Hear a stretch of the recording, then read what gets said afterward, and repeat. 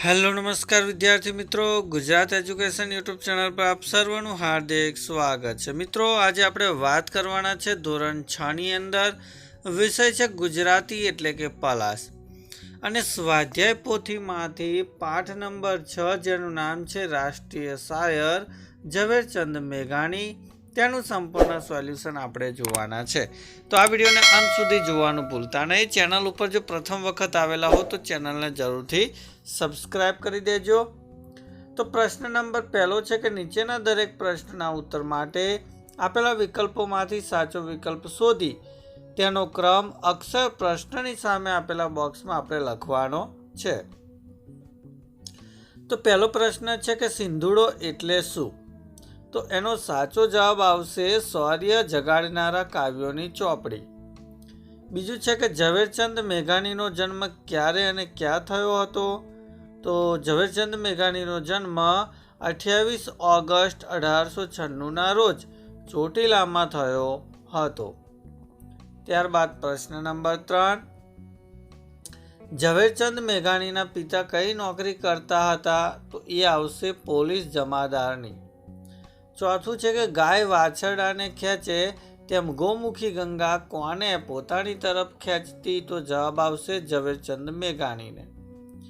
પાંચમો છે કે ઝવેરચંદ મેઘાણીનું નામ વિલાપી કેમ પડ્યું?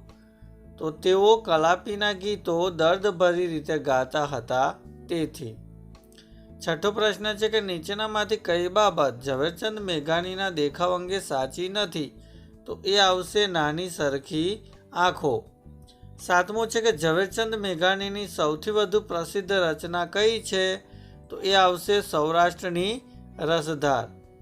આઠમો છે કે ઝવેરચંદ મેઘાણીને કોને પોણી રાત જાગીને ગીતો સંભળાવ્યા? તો એ આવશે ઢેલી બહેને। ત્યારબાદ પ્રશ્ન નવમો છે કે ઝવેરચંદ મેઘાણીએ વર્ણવેલા પાત્રોમાં નીચેનામાંથી કોનો સમાવેશ થતો નથી? તો એ આવશે આપાગીગા। દસમું છે કે કોણ ઝવેરચંદ મેઘાણીને મિત્ર ભાવે કહેતા કે કયામતને દિવસે તમારી બૂમ પડશે ત્યારે ક્યાં ગયો પેલો લોક સાહિત્ય વાળો એમ પડશે? તો અહીંયા આવશે ઉમાશંકર જોશી। ત્યારબાદ પ્રશ્ન 2 છે કે કૌંસમાં આપેલા શબ્દોમાંથી યોગ્ય શબ્દ પસંદ કરી ખાલી જગ્યા પૂરો। પહેલી ખાલી જગ્યા છે કે સિંધુડો પુસ્તકોના કાવ્યો લોકોમાં ખાલી જગ્યા યુદ્ધ કરવાનો ભાવ જગાડનારા હતા। તો જવાબ આવશે અહિંસક। બીજું છે કે ઝવેરચંદ મેઘાણી મોટા થઈને ખાલી જગ્યાનું બાળક તરીકે ઓળખાયા। તો એ જવાબ આવશે પહાડનું બાળક। ત્રીજું છે કે ઝવેરચંદ મેઘાણીનો અંગ્રેજી બીજા ધોરણ સુધીનો અભ્યાસ ખાલી જગ્યા કેમ્પમાં થયો। તો એ આવશે વઢવાણ કેમ્પમાં। ચોથું છે કે અમરેલી ખાલી જગ્યાથી 33 કિમી દૂર આવેલું છે। તો જવાબ આવે છે બગસરાથી। ત્યારબાદ પાંચમી ખાલી જગ્યા કે ઝવેરચંદ મેઘાણીએ મેટ્રિક પાસ કરીને ઈસવીસન 1913માં ખાલી જગ્યા કોલેજમાં પ્રવેશ લીધો। તો એ આવશે ભાવનગર કોલેજમાં। છઠ્ઠું છે કે ઝવેરચંદ મેઘાણીએ સ્ત્રીઓના કંઠમાં પરંપરાથી જળવાયેલા ખાલી જગ્યા ભેગા કર્યા। તો એ આવશે લોકગીતો। અને ખાલી જગ્યા નામની 14 વર્ષની ચારણ કન્યાએ પોતાની વાછડીને મારનાર વિકરાળ સિંહને લાકડી વડે હાંકી મૂક્યો। તો એ આવશે હીરબાઈ। ત્યારબાદ પ્રશ્ન 3 છે કે નીચેના વાક્યમાંથી સાચા વાક્યોની સામે સાચું અને ખોટા વાક્યની સામે ખોટું કરવાનું છે। તો પહેલું છે કે સિંધુડો ના કાવ્યો વાંચનાર કે સાંભળનારનો અંગ્રેજ સરકાર વિરુદ્ધ ગુસ્સો વધી જતો હતો। તો આ વિધાન સાચું છે। બીજું કે ઝવેરચંદ શરમાળ હતા પણ તેમને ઘણા મિત્રો હતા। તો આ વાક્ય પણ સાચું છે। ત્રીજું છે કે ઝવેરચંદ પહાડ ઝરણા વનરાજી વચ્ચે મોટા થયા। તો આ વિધાન પણ સાચું છે। ચોથું છે કે પોતાની વાછરડીને સિંહથી બચાવનારી ચારણની છોકરીને જોઈને ઝવેરચંદે ચારણ કન્યા ગીત રચ્યું। તો આ વિધાન પણ સાચું છે। પાંચમું છે કે ઝવેરચંદે બધી વાર્તાઓ જેમ બોલાતી હોય તેમ જ લખી છે। તો આ વિધાન પણ સાચું છે। છઠ્ઠું કે મેઘાણીએ બાળકો, કિશોરો અને મોટેરા એમ બધા માટે ગીતો અને વાર્તાઓ લખ્યા છે। તો આ વિધાન ખોટું છે। સાતમું છે કે હીરબાઈ, આલેખ કરપડો, જોગીદાસ ખુમાન, દાના ભગત, સંત દેવીદાસ વગેરે જીવતા જાગતા માણસો હતા, તો આ વિધાન સાચું છે. 8મું છે કે ઝવેરચંદ મેઘાણી લોકકથાકાર તરીકે પ્રખ્યાત છે, તો આ જે વિધાન છે એ વિધાન ખોટું છે. પ્રશ્ન નંબર 4 છે કે મેઘાણીએ કઈ રીતે લોકસાહિત્ય એકઠું કર્યું? આ ઘટનાક્રમ યોગ્ય રીતે ગોઠવવા બોક્સમાં આપણે સાચો ક્રમ લખવાનો છે, તો અહીંયા તમે સાચો ક્રમ પણ જોઈ શકો છો. એ ક્રમ મુજબ પહેલું વાક્ય છે કે સૌરાષ્ટ્રમાં ગામડે ગામડે ફરે. બીજું વાક્ય છે કે એ વ્યક્તિએ ખાસ કામ કર્યું હોય તો તેની વાતો લોકો પાસેથી જાણે. ત્રીજું છે કે જેને ગીત યાદ હોય તે બોલે અને મેઘાણી તે લખી લે. ચોથું છે કે લોકો વાત કરે તે નોંધી લે. 5મું છે કે ઘરે પહોંચીને લખાણ સરખું કરે, લોકોને ગમે તે રીતે સુધારા કરે. 6થું છે કે મળેલી વાત પરથી વાર્તા બનાવે. અને 7મું છે કે આવા ગીત અને વાર્તાઓ ભેગા થાય એટલે તેની ચોપડી છપાવે. ત્યારબાદ પ્રશ્ન 5 છે, જેની અંદર આપણે જોડકા જોડવાના છે. અહીંયા ઘટના આપેલી છે અને અહીંયા સાલવારી છે. તો જોઈએ પહેલું સત્યાગ્રહ આંદોલન છે, તો એ આવશે 1930. મેઘાણીનો જન્મ તો ઈસવીસન 1896. ત્રીજું ભાવનગર કોલેજ પ્રવેશ તો 1913. મેઘાણી BA થયા તો ઈસવીસન 1916. અને ચારણ કન્યા કાવ્યનું સર્જન 1928ની અંદર કર્યું હતું. તો આ મુજબ આપણે જોડકા જોડવાના રહેશે. ત્યારબાદ પ્રશ્ન નંબર 6 કે નીચેના પ્રશ્નોના ઉત્તર એક એક વાક્યમાં લખો. એમાં પહેલો પ્રશ્ન કે મારે ઘેર આવજે મેઘાણી પાઠમાં કઈ વાત વાયુ વેગે પ્રસરી ગઈ? તો મારે ઘેર આવજે મેઘાણી પાઠમાં એ સિંદૂડો જપ્ત થયો એ વાત વાયુ વેગે પ્રસરી ગઈ. બીજું, લોકોમાં દેશભક્તિનો પાનો કોણે ચડાવેલો અને ક્યારે? તો ઈસવીસન 1930ના સત્યાગ્રહના આંદોલનમાં સિંધુડાએ લોકોમાં દેશભક્તિનો પાનો ચડાવેલો. ત્રીજો પ્રશ્ન છે કે સિંધુડો પરદેશી સરકારે શા માટે જપ્ત કર્યો? તો સિંધુડાએ લોકોમાં દેશભક્તિનો પાનો ચડાવેલો, તેથી પરદેશી સરકારે જપ્ત કર્યો. ચોથું છે કે છેલ્લી પ્રાર્થના કવિતાના રચયિતા કોણ છે? તો છેલ્લી પ્રાર્થના આ કવિતાના રચયિતા ઝવેરચંદ મેઘાણી છે. ત્યારબાદ પ્રશ્ન 5મો છે કે છેલ્લી પ્રાર્થનામાં કવિએ કોની વેદનાને ગૂંથી છે? તો છેલ્લી પ્રાર્થનામાં કવિએ પોતાના નિવેદન સાથે અંગ્રેજોના રાજમાં ભારતની ગુલામ પ્રજાને પડતી તકલીફોને ગૂંથી છે. છઠ્ઠું છે કે કયા કાવ્યની પંક્તિઓએ ન્યાયાધીશની આંખો આંસુથી છલકાવી દીધી? તો ઝવેરચંદ મેઘાણીની છેલ્લી પ્રાર્થના આ કાવ્યની પંક્તિઓએ ન્યાયાધીશની આંખો આંસુથી છલકાવી દીધી. 7મો પ્રશ્ન કે ઝવેરચંદ મેઘાણીના માતા પિતાના નામ શા હતા? તો ઝવેરચંદ મેઘાણીના માતાનું નામ ધોળીબાઈ અને પિતાનું નામ કાળીદાસ હતું. 8મું છે કે ઝવેરચંદ મેઘાણીના બાળપણના સંગી કોણ હતા? તો ઝવેરચંદ મેઘાણીના બાળપણના સંગી લાખા પાદરના પહાડ ભેદનતી નદીઓના ઊંડા ધરા અને ત્યાંના ડુંગરની બખોલો હતી. 9મો પ્રશ્ન છે કે બગસરામાં હતા ત્યારે મેઘાણીની પ્રકૃતિ કેવી હતી? તો બગસરામાં હતા ત્યારે મેઘાણી શરમાળ અને ઓછા બોલા હતા. 10મો છે કે મેઘાણીની પહેલી પદ્ય રચના કોના વિશેની હતી? તો મેઘાણીની પહેલી પદ્ય રચના નેધર વંશના વેલાજીના પુત્ર ચીમનાજી વિશેની હતી. 11મું કે મેઘાણીએ ગ્રેજ્યુએશન કયા વિષયો સાથે પાસ કર્યું અને ક્યારે?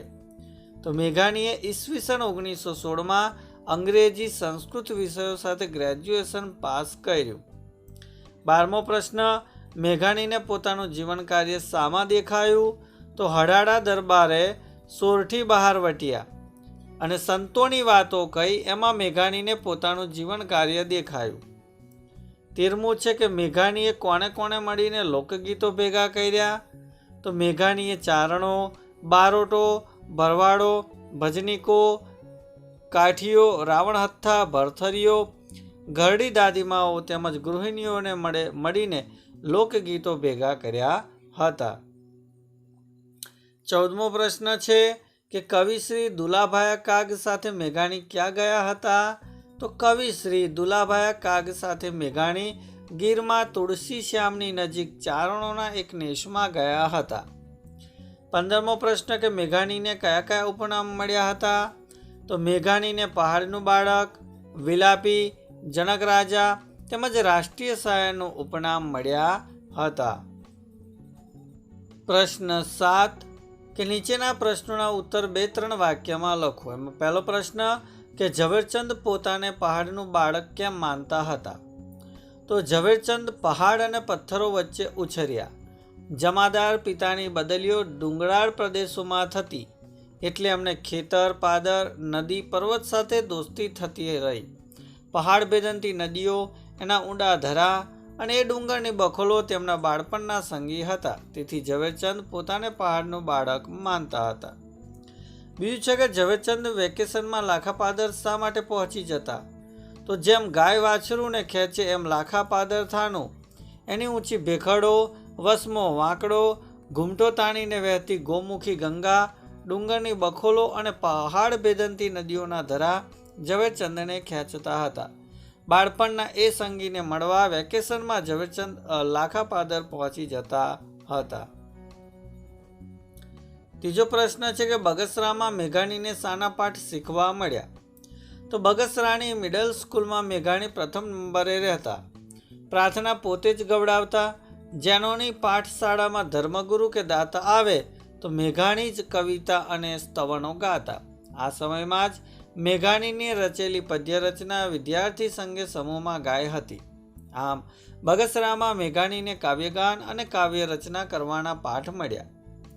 ચોથું છે કે લોક સાહિત્ય એકઠું કરવામાં મેઘાણીને કઈ કઈ તકલીફો પડી હતી? તો લોક સાહિત્ય એકઠું કરવામાં મેઘાણીને આ પ્રમાણેની તકલીફો પડી હતી. તો એ વખતે વાહન વ્યવહારની પૂરતી સગવડ ન હતી. ગામડે ગામડે ઘોડા કે ઊંટ ઉપર બેસીને ફરીને કથાઓ, ગીતો એકઠા કરવાનું કામ મુશ્કેલ હતું. ભોજન વગેરેની સગવડ પણ મળતી ન હતી. રેકોર્ડિંગની સગવડ ન હતી. લોકો પાસેથી માહિતી ન મળે તો ફેરો પડતો. તો આવી તકલીફો એ સમયે પડતી હતી. ત્યારબાદ પ્રશ્ન નંબર 8 છે કે કારણો લખો. સિંધુડોના સર્જકને 2 વર્ષની સજા ફટકારવામાં આવી કારણ કે અંગ્રેજોનું રાજ હતું. એમની સામેના સત્યાગ્રહ આંદોલનના ભાગરૂપે સિંધુડાના શૌર્ય જગાડનારા કાવ્યોએ અને એના સર્જકે લોકોમાં અહિંસક યુદ્ધની આગ ઊભી કરી. એ વધુ ન ફેલાય એ માટે અંગ્રેજ સરકારે રાજદ્રોહના આરોપસર સિંધુડાના સર્જકને 2 વર્ષની સજા ફટકારવામાં આવી. બીજું છે કે ઝવેરચંદનો કાવ્ય રચવાનો શોખ વધતો જતો હતો કારણ કે ઝવેરચંદને ગાવા ગવડાવવાનો શોખ હતો. બગસરાની મિડલ સ્કૂલમાં એ પ્રાર્થના ગવડાવે અને જૈનોની પાઠશાળામાં સ્તવનો ગાય. જૈન ધર્મગુરુ પાસે એક શેઠ આવેલા. મેઘાણીએ એક પદ્ય રચના કરી અને વિદ્યાર્થી સંગે તે ગાય. બસ ત્યારથી ઝવેરચંદનો કાવ્ય રચનાનો શોખ વધતો ગયો. પ્રશ્ન 3 છે કે ઝવેરચંદના મિત્રોએ તેમને વિલાપી નામ આપ્યું કારણ કે ઝવેરચંદ અમરેલીની હાઈસ્કૂલમાં ભણતા હતા ત્યારે એમને કલાપીના કાવ્યનો પરિચય થયો. કલાપીના કાવ્યો ઝવેરચંદ એટલી દર્દભરી રીતે ગાતા કે મિત્રોએ એમને વિલાપી નામ આપ્યું અને તેમને પણ વિલાપી ઉપનામ સ્વીકારી લીધું. ચોથું છે કે કોલેજમાં ઝવેરચંદ તરફ સૌનું ધ્યાન ખેંચાતું કારણ કે કોલેજમાં બેથી ડડીનું શરીર, ભીનો વાન અને ભિન્ન પોશાક, ટચાક જેવી મોટી ઊંડું ઊંડું નિહાળતી કોઈ ગંભીર વિચાર કરતી આંખો, ગૂંછડિયાળા વાળ અને મર્દાનગી ભરી ચાલથી ઝવેરચંદ તરફ સૌનું ધ્યાન ખેંચાતું હતું. પાંચમું છે કે મેઘાણી બારોટ, ચારણ, ગૃહિણીઓ પાસે લોક સાહિત્ય માટે જતા કારણ કે કોલકાતાથી પાછા આવ્યા પછી હડાડા દરબારે સોરઠી બહારવટિયા અને સંતોની વાતો કહી. આથી લોક સાહિત્યને એકઠું કરવામાં મેઘાણીને પોતાનું જીવન કાર્ય દેખાયું. ત્યારબાદ પ્રશ્ન 9 છે કે નીચેના પ્રશ્નોના ઉત્તર તમારી નોટબુકમાં લખવાના છે કે ઢેલીબેને મેઘાણી વિશે શું કહ્યું? કાગબાપુના શબ્દોમાં હીરબાઈની વીરતા વિશે નોંધ લખો અને ઝવેરચંદ મેઘાણીનું પાત્ર લેખન 100 શબ્દોમાં કરો. તો આ આપણે તમારી નોટબુકની અંદર એના જવાબ લખવાના છે. તો પ્રશ્ન 10 છે કે વાક્ય વાંચી આપેલ શબ્દના સાચા અર્થની સામે તમારે ખોટું કરવાનું છે. જેમ કે પહેલું છે કે રમતોત્સવ વખતે દોડનારના નામની બૂમો પાડીને બધા પોતપોતાના મિત્રને પાનો ચડાવે છે. તો અહીંયા પાનો ચડાવવો એટલે જવાબ આવશે પ્રોત્સાહન આપવું. બીજું છે કે મગનભાઈએ ગાડી ખરીદવા બેંકમાંથી લોન લીધી. લોનના હપ્તા ન ભરતા બેંકે તેમની ગાડી જપ્ત કરી. તો અહીંયા જપ્ત કરવું એટલે જવાબ આવશે બળજબરીથી લેવું. ત્રીજું છે કે મારા દાદીને ઘણી બધી વાર્તા આવડે. રોજ રાત્રે એમનો વાર્તાનો ખજાનો ખુલે અને એક પછી એક વાર્તાઓ બહાર આવતી જાય. તો અહીંયા ખજાનો ખોલવો એટલે જવાબ આવશે મૂલ્યવાન ભંડાર ખોલવો. ચોથું છે કે અભિમન્યુની વાર્તા વાંચી અમારી આંખમાં પાણી આવી ગયું. તો પાણી આવી ગયું એટલે આવશે કે આંસુ નીકળી આવવા. ત્યારબાદ પ્રશ્ન 11 છે કે નીચે આપેલા વાક્યો વાંચીને એ વાક્યોમાં રેખાંકિત કરેલા શબ્દોનો અર્થ શું થશે તે શોધી કૌંસમાંથી તે શબ્દ શોધવાનો ને લીટી દોરવાની છે. જેમ કે આગળ નીકળી ગયેલા મિત્રને અમે ઊભા રહેવા કહ્યું પણ તેને સાંભળ્યું નહીં. પછી મેં તેને બુલંદ અવાજે ઊભા રહેવા કહ્યું ત્યારે તે ઊભો રહ્યો. તો અહીંયા બુલંદ એટલે જવાબ આવશે મોટા અવાજે, એનો જવાબ થશે.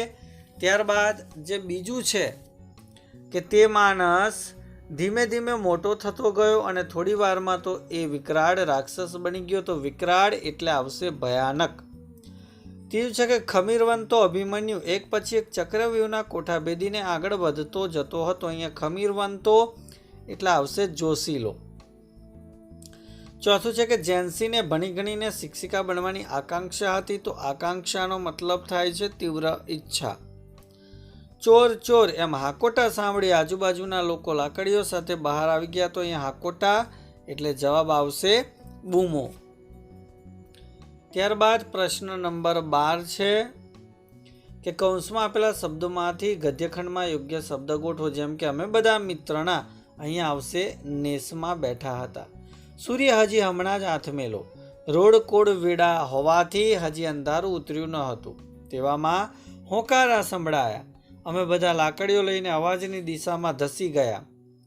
પહોંચતા જોયું કે સિંહે ગાયની વળકીનો શિકાર કરેલો અને એક ચારણ છોકરી ડાંગ લઈને સાવજની સામે થયેલી. તો આ પ્રમાણે તમારે ખાલી જગ્યા પૂરી દેવાની છે.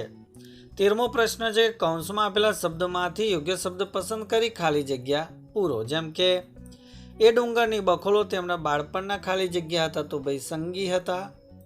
બીજું જેનુની પાઠશાળામાં સ્તવણો ગાવાની મેઘાણીને ખાલી જગ્યા. તો અહીંયા આવશે રઢ. 12 વર્ષના કિશોર મેઘાણીની એ પ્રથમ ખાલી જગ્યા. તો અહીંયા આવશે પદ્ય રચના. અને ભાવનગર કોલેજમાં એ વર્ષે મેગેઝિનનો પ્રથમ ખાલી જગ્યા નીકળ્યો. તો અહીંયા આવશે અંક નીકળ્યો. 14મો પ્રશ્ન છે કે નીચેના વાક્યમાં યોગ્ય ચિહ્ન મૂકી વાક્ય ફરીથી લખો. તો અહીંયા જે ફકરો આપેલો છે અને એની અંદર આપણે અહીંયા જે વિરામ ચિહ્નો મૂકવાના છે એ વિરામ ચિહ્ન મૂકી અને આખો જે ફકરો છે એ ફરીથી આપણે લખેલો છે એ તમે અહીંયા જોઈ શકો છો. ત્યારબાદ પ્રશ્ન 15 અહીંયા જોડણી સુધારીને લખવાની છે. તો એ જોડણી પણ તમે અહીંયા આપેલી છે એ જોઈ શકો છો. જેમ કે યુદ્ધ છે, નિવેદન, ઓગસ્ટ, પ્રાથમિક, ધર્મગુરુ, વિદ્યાર્થી, ઉપનામ, જુનાગઢ, કૌટુંબિક અને રવિન્દ્રનાથ. તો આ પ્રમાણે જોડણી પણ આપણે સુધારી દેવાની છે. ત્યારબાદ આપણે બે સમાનાર્થી શબ્દ લખવાના. જેમ કે મહેર તો કૃપા અને દયા, સાટું તો માટે અને વાસ્તે, વાટ તો રાહ અને રસ્તો, રીડ તો બૂમ અને પોકાર, વેડા તો સમય અને કાળ, પાદર તો ગોંદરું અને ભાગોળ, મોઢડું તો મોં અને ચહેરો, હેઠે તો નીચે અને ભોય. તો આ પ્રમાણે સમાનાર્થી શબ્દ રહેશે. 17માની અંદર આપણે વિરોધી શબ્દ લખવાના. જેમ કે હિંસકનું વિરોધી અહિંસક, ગુલામીનો વિરોધી આઝાદી, છેલ્લી એનો વિરોધી પહેલી, જૂની એનો વિરોધી નવી, ઊંડાનું વિરોધી છીછરા, નજીકનું વિરોધી દૂર, વ્યવસ્થાનું વિરોધી અવ્યવસ્થા, ભીનું એનું વિરોધી સૂકો, ઉત્તમનું વિરોધી કનિષ્ઠ, સગવડનું વિરોધી અગવડ, હતાશાનું વિરોધી આશા અને આવકારાનું વિરોધી જાકારો થશે. પ્રશ્ન 18. નીચેના શબ્દ સમૂહ માટે એક શબ્દ લખો. જેમ કે ઈશ્વર આગળનો ન્યાયનો દિવસ, તો એને કયામત કહેવાય. અભાવ કે તિરસ્કાર બતાવવા મોં વાંકું કરવું, એને મચકોડવું કહેવાય. જીવતાનો ઘાત કરીને મેળવવામાં ન આવ્યું હોય તેવું, તો અહિંસક.